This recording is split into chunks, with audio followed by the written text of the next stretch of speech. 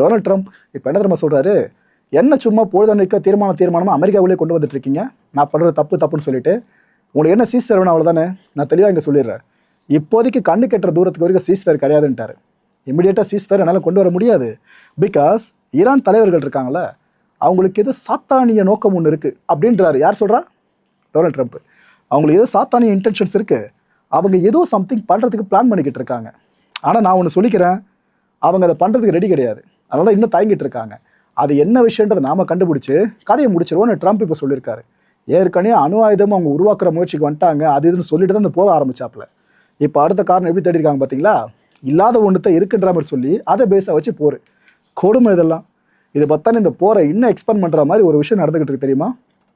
UK இது வரைக்கும் Iran படையை டைரெக்டாக எதிர்த்து சண்டை போட வரல, களத்துக்கு வரல. இப்போ அவங்களே உள்ள இழுத்து விட்ருவாங்க போல இருக்கு. இது காரணமாக அமெரிக்கா தான். வேறு யார்?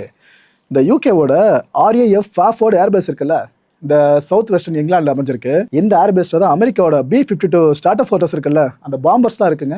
அமெரிக்கா விமானப்படையும் இந்த பேஸை பயன்படுத்திக்கிட்டு இருக்காங்க, ஈரானை எதிர்க்கிறதுக்காக, ஈரான் மேலே குண்டு போகிறதுக்காக. இதை பார்க்குற ஈரான் சும்மாவாக இருக்கும். எங்கள் மேலே குண்டு போகிறதுக்கு விமானங்கள் அங்கேருந்து கிளம்பி வருதுன்னா, அது இங்கிலாந்து அனுமதிக்குதுன்னா, நாங்கள் இதை பார்த்து சும்மா இருக்க முடியாது. எங்களோட லெஜிட்டிமேட் டார்கெட் லிஸ்ட்டில் இந்த ஏர்பேஸ் வருதுன்னு சொல்லிட்டாங்க. It means Iran middle east அடிச்சிட்டு இருக்காங்களே, அந்த அடி யூகே வரைக்கும் எக்ஸ்பாண்ட் ஆனாலும் ஆச்சரியப்படுறதுக்கு இல்லை. என்ன சொல்ல வராங்க புரியுதா? இதைத்தான் வார்ன் பண்ணியிருக்காங்க.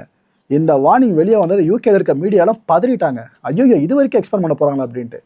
யூகேட ஃபோர்ஸ் என்ன தெரியுமா சொல்லியிருக்கு? ஒன்றும் கவலைப்படாதீங்க, நம் நாட்டை காப்பாற்ற நாம் தயாராக இருக்கிறோம்னு சொல்லியிருக்காங்க.